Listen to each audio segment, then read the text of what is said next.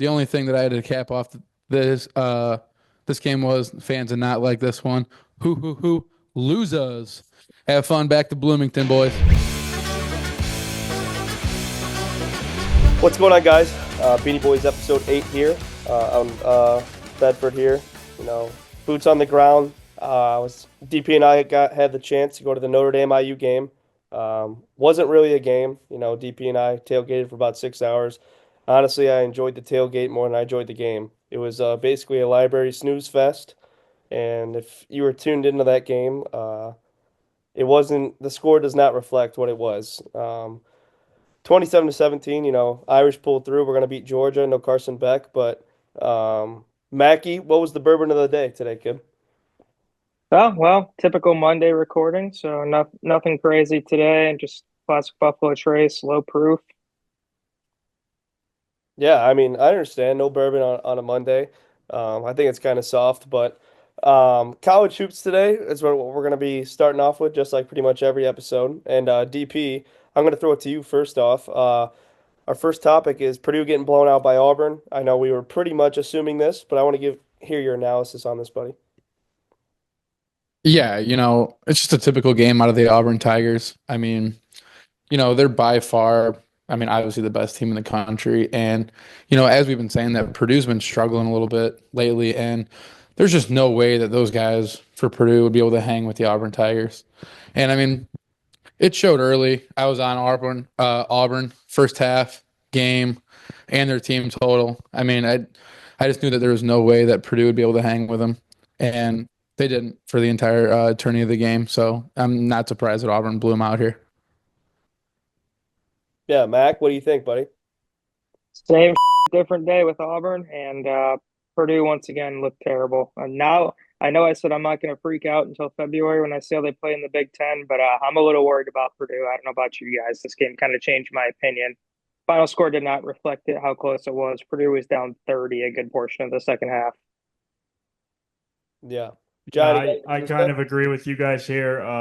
We've bbeen saying it all year. Purdue is not the same Purdue, and Auburn continues to dominate. I mean, they are blowing teams out. It's like when they get up, like they did the same thing to Ohio State last Saturday. They get up on you and they just continue to pounce. So it might be too early to say, but is it crazy to say Janai Broom has already locked up the Wooden Award? Yeah, I don't think that's crazy to say at all, actually. Um, he's probably the favorite, I'd say. I haven't looked at the odds in probably 2 weeks on the Wooden Award, but um, getting into our second game, guys, we got the Tar Heels. Well, the Tar Heels took on Florida earlier in the week, and that was a barn burner. You know, late in the game, I know Johnny had the Tar Heels money line, but Purdue ended up coming out with that one. But Tar Heels versus UCLA. Tar Heels come over the Bruins.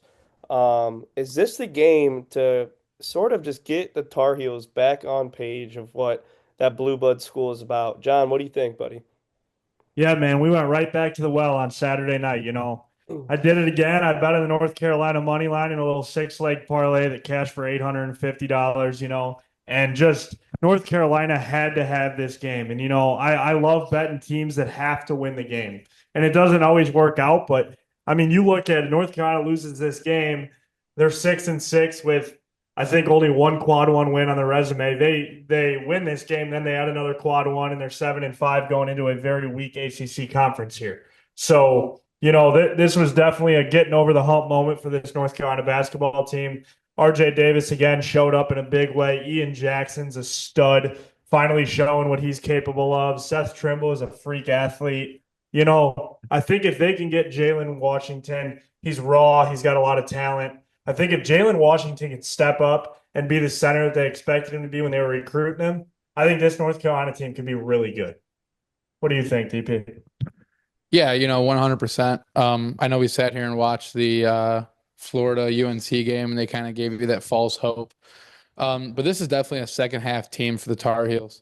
It sure seems that, when they're playing games, they'll ultimately lose the first half by a ton, and then they'll claw their way back in and make it a fight. But, for Hubert Davis, like when is it time to finally bench Elliot Cadeau and start Ian Jackson? Because Cadeau is just terrible. Yes, he was a 5-star player, but I think Ian Jackson definitely gives them a better start to the game, especially if you're not a real first half team. And he provides all the, energy off the bench, points. He's just like a bucket, and I think that would definitely help him. Um, and Cade Dyson just stopped playing basketball as well. Stop, dude. Oh my DP, he's bad. He's bad. But Ian Jackson's bag is, dude, that guy's cold, man. Some of the moves, dude, that guy's filthy. He's nasty. And yeah, I kind of agree with you. Elliot Cadeau, he's not a threat to shoot the three. It kind of hurt. I think he hurts them at times because he's not a great defender either. So, but this North Carolina team's going to be all right. Yeah, especially in that Florida game, Ian Jackson was really starting to feel himself, and it was a couple step back threes, a couple midi pull ups, and it was like, wow, this kid has an extreme bag, very deep. So I'm excited to see what he brings for the Heels for the rest of the season. For Yeah, sure. before Mackie. before we throw it to Mackie here, sorry, Mac, I just want to interrupt. It seriously seems like Elliot Cadeau is playing at the Jerry Ross Rockets Stadium. This kid does not belong in a blue blood uniform. This kid throws the ball to the other team more than to his own teammates. It's crazy. I'm so happy to see Ian Jackson perform how Ian Jackson's going to be. He's going to be an NBA caliber player for sure, hands down. Mac, here you go. I hate Cadeau. Sorry, Mac. He sucks. I've been on this train for a while. Alabama beat him up in the Sweet 16, just sinking off and letting him shoot, and he was so dumb. Took the bait every time. Brick, brick, brick. So, what an idiot. But besides the point, I'm not as sold on this North Carolina team being fine. This was a big win for them. I think UCLA is pretty good, very physical, but Carolina still doesn't have any size. That roster construction isn't changing. And with how bad the ACC is at the bottom, they're one or two bad losses away from really being in trouble. I think they really need to beat Duke at least once, and they have to sweep Pitt to have a shot at being a 7-8 seed. I think they're firmly on the bubble right now, and this win could very much help get them off of it. But got a lot of work to do in the conference, and you have to avoid bad losses. Have to. Yeah, Mac, and I think that's a good analysis there.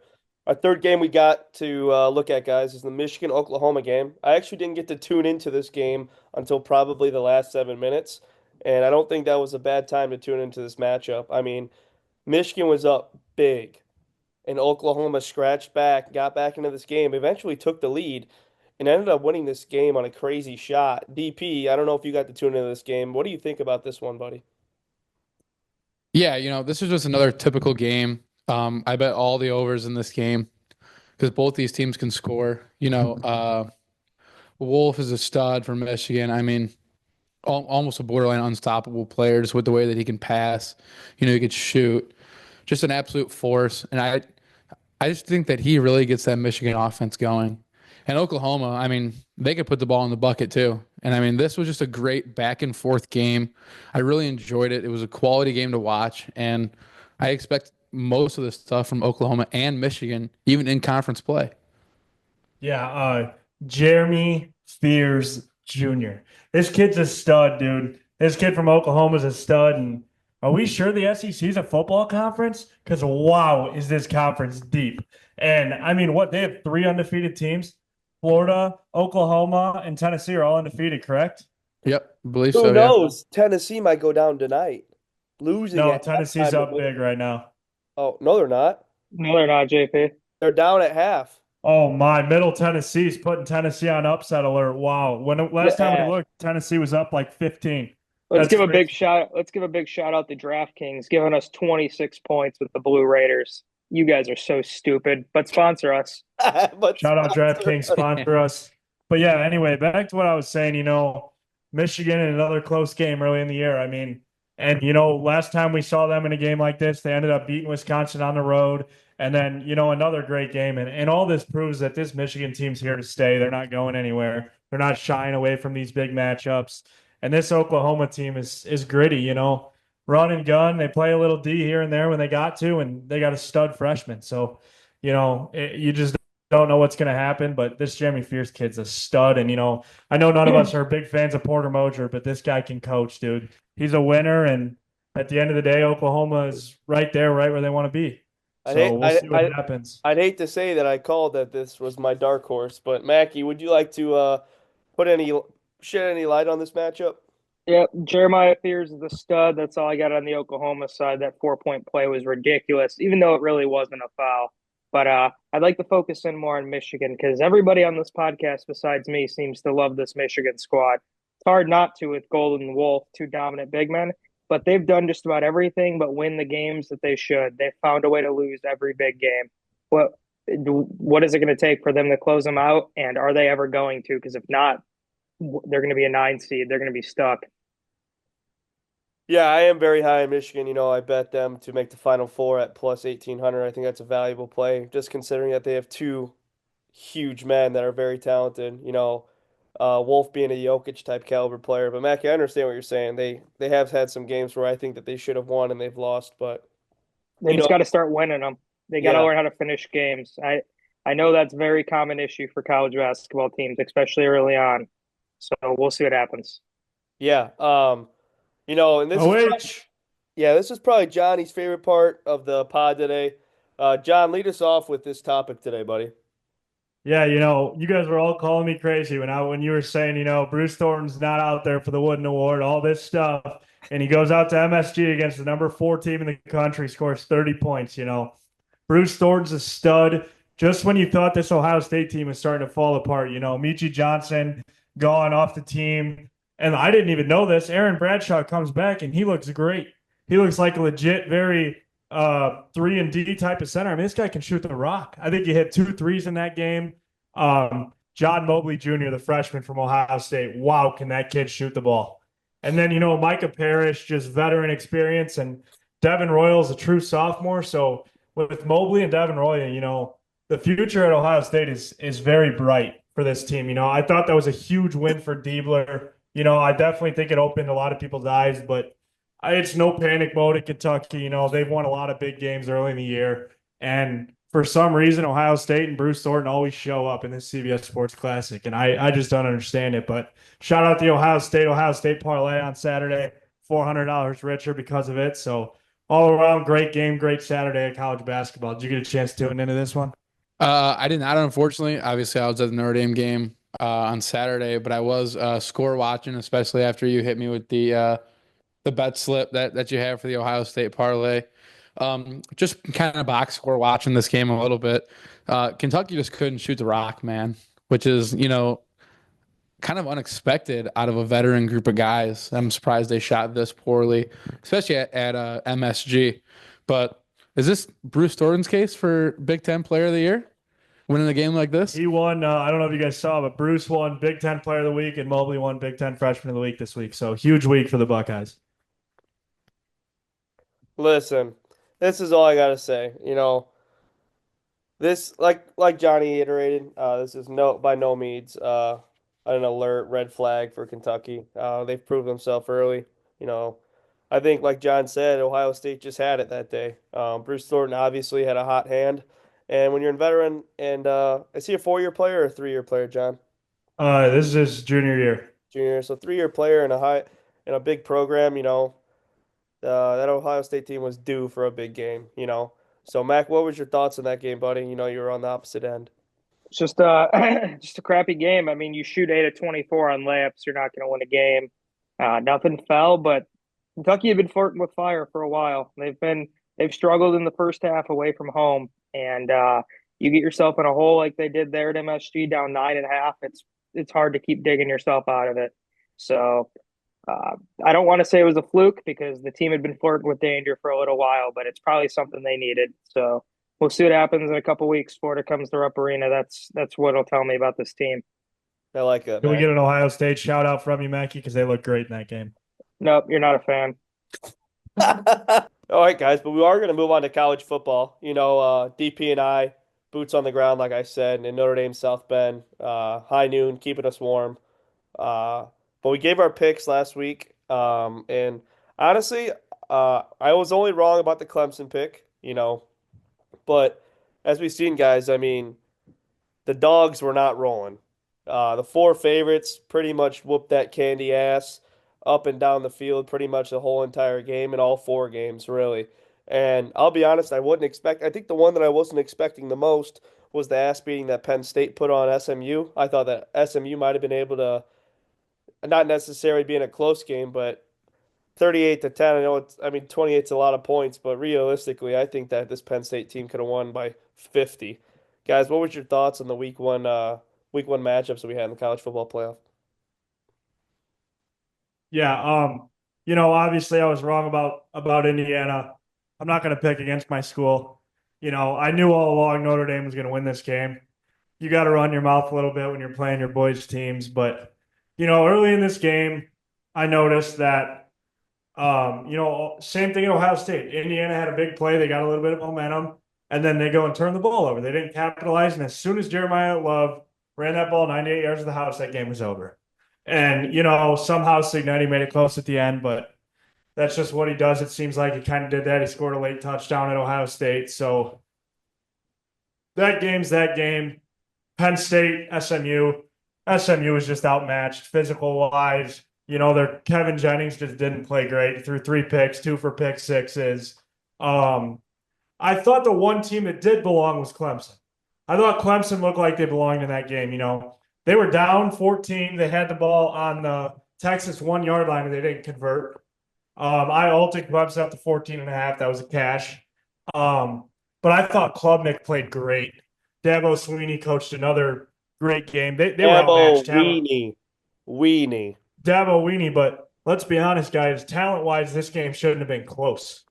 And Dabo Sweeney, here he goes, showing he's a great coach again. He's got no transfers. They didn't go out and pay anyone huge money. He did it with the same team. He got him back here all around, successful season for Clemson. And college football is better when Clemson's good. So, I thought Clemson belonged. And then, what do you know? Tennessee people are running their mouths. They're going to take over Ohio Stadium, Neyland North. And there you go. Jeremiah Smith just absolutely dominates. Will Howard looks like a Heisman Trophy winner. That's Travion crazy. Henderson and Junkins had 2 touchdowns each. Just all around dominant performance. Jack Sawyer looked like he was ready to kill somebody coming out of the tunnel. Yeah. And Ryan Day wins a big game. What do you know? So we'll enjoy being an Ohio State fan for now and off to the Rose Bowl, We'll get into that a little later. But Mackie, what are your thoughts on these games, buddy? I don't really think anything surprised me except the whooping Ohio State put on Tennessee. I had said Tennessee was overrated all year. I was right on that regard, but I honestly did think they matched up stylistically with Ohio State. So I did not expect that offensive explosion at all. I was very impressed with Ohio State in this game. Everything else was kind of just par for the course, exactly how I saw things going. DP? Yeah, being at this Notre Dame IU game, Kurt Signetti, welcome to actual college football. Go back to FCS if you're going to run your mouth. Because all you do is talk about how you beat top 25 teams. Well, this shit ain't Coastal Carolina anymore. You go into Columbus, get your ass kicked. You come to South Bend, get your ass kicked. So just take that 48-minute flight back to Bloomington, zip your mouth, and work on some game planning. Because that team shouldn't even have been on the same field as Notre Dame. I mean, when they had the 98-yard touchdown, it was over with. Notre Dame had just had so many better athletes. Like I've been telling you guys before, Indiana right now is a glorified FCS team because they have so many transfers from JMU and wherever else they got their transfers from. So it was so glad that they pretty much whipped that ass for 4 quarters. Al Golden doesn't give a shit about the 2 late touchdowns because he's worried about the dogs now because Indiana didn't belong on the field. So it was absolutely awesome. All the IU fans, run your mouth. You didn't go to school there. I know people who get into that school with a 2.8 GPA, so real hard to get in there, huh? I Kelly got in School of with Business. 2.6. See, exactly. Yeah. But, Uh, guy. Oh, sorry, DP. I thought you were finished. No, you're fine. That's enough about that game. I'll rant about that later. Rourke didn't show up in either of those big games on the road. No. That's the whole story for me. I don't think Ohio State's defense looked outmatched in that game at all. Ohio State's offense didn't show up, or Indiana's offense just did not show up. Yeah. I mean, that's what happens when you actually play teams with actual defenses this year. I mean, he struggled versus Notre Dame bad, struggled versus Ohio State bad, struggled versus Michigan bad. So it seemed that teams that actually had a pulse on defense gave the Hoosiers a big time struggle. Is it ironic at all that the 3 teams he struggled against are built the exact same on the defensive side of the ball? I mean, it was easy to see this one coming from a mile away. Yeah. Correct. So the only thing that I had to cap off this this game was fans did not like this one. Who losers. Have fun back to Bloomington, boys. Wow. Haven't heard that one before, DP. That might get clipped. But obviously, guys, we can't discredit the other teams that have been had a good seasons and making some bowl games as well. A lot of spotlight has been on the college football playoff, obviously, first time ever. But I picked three games for you guys today.